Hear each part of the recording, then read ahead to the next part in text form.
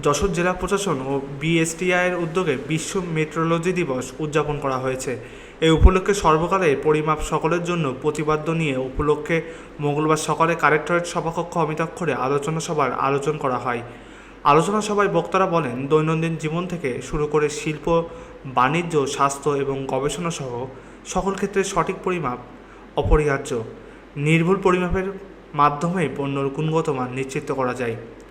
অতিরিক্ত জেলা প্রশাসক নজিবুল আলমের সভাপতিত্বে আলোচনায় বক্তব্য রাখেন প্রেসক্লাব যশোরের সভাপতি জাহিদ হাসান টুকুন সহ প্রমুখ।